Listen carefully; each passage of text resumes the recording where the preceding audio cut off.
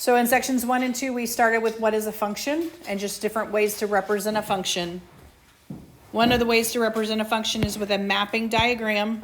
So your mapping diagram is going to consist of two different blocks, however you rectangle, usually something like this.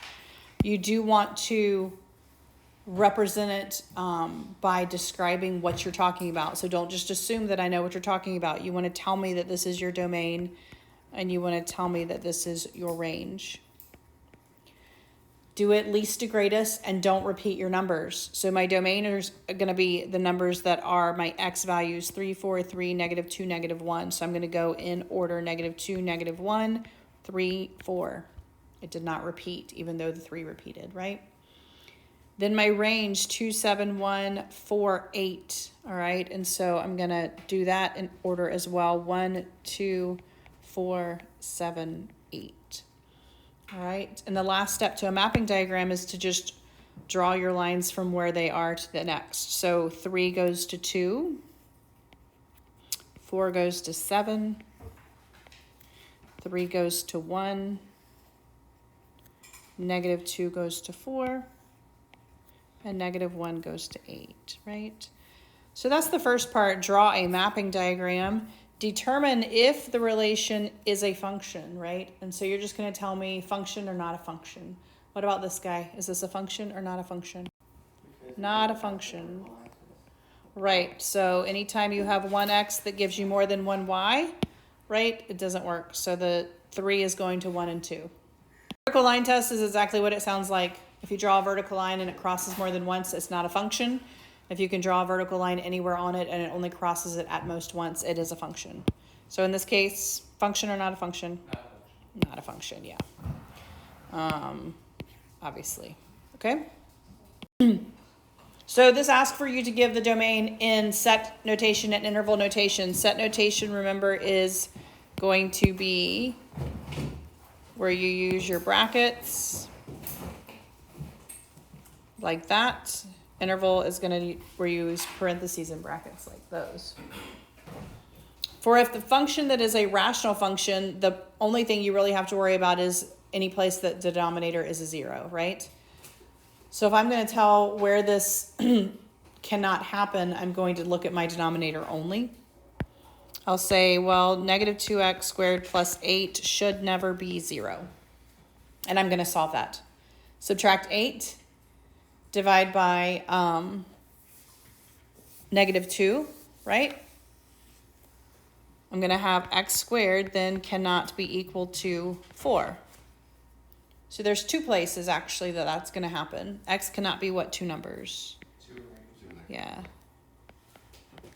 All right. So for set notation, it looks just like that, right? For set notation, you would say, well, x can be any number except for -2 and 2. And really it can be all other real numbers. For interval notation, you're going to go from your lowest, -infinity, to the first one there. It can be those, but not inclusive, right? It cannot be that -2, so I'm going to do a parentheses. That is then going to go from -2 to +2. And then you're going to go from +2 to infinity. All right, so that would be interval notation for something like that. For something like 9, you're really going to try to figure out what would cause a problem, and a radical would be a negative. So in this case, instead of saying what it cannot be, I actually say what's inside must be greater than or equal to 0. So for this one, I would do something like this. I would set up the inside and do an inequality that looks like that, which means my x then must be greater than or equal to 2. All right, and then that's what I'm going to use. This is exactly what I'm going to use for my set notation, right? And then for interval notation, I want everything bigger than 2 and inclusive of 2. So I would include that 2, and then I would say everything bigger than 2. Interval notation. All right. So for this, I'm asking for the x-intercept, the y-intercept, and the slope. All right. And remember, this is ax plus by equals c.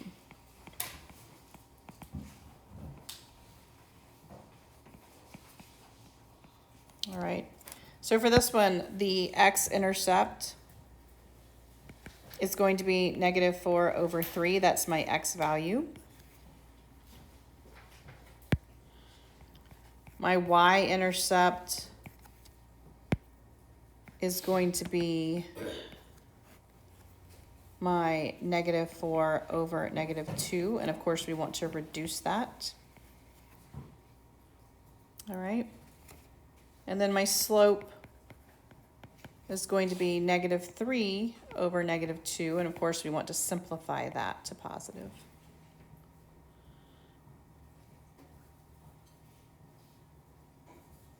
And then once I have that, I can graph, right? I don't really need the slope to graph. I've just been asked for it in the question. I need at least 2 points to graph, so I can graph those 2 points. Yes, -4/3 is not pretty to graph, so graph in between, that's fine. Or you're welcome to start at your y-intercept and graph according to your slope if you want to, graph that way.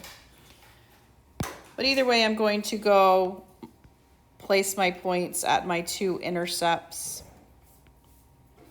connect my points, and then I have my line.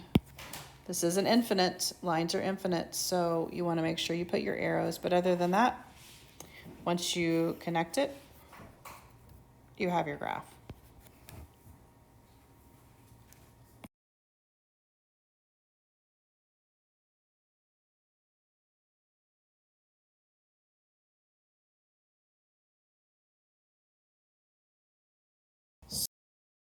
So on all of these, you're really just caring about if it's parallel,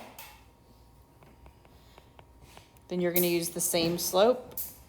And that's all you care about is the slope. If it's perpendicular, it is the negative reciprocal, and that is all you care about. You do not care about anything else on that line that you're either parallel or perpendicular to.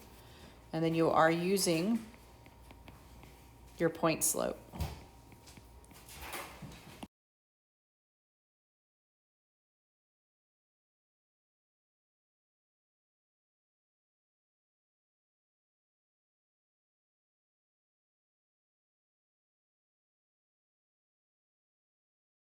So negative reciprocal just means flip and change the sign, the positive negative sign.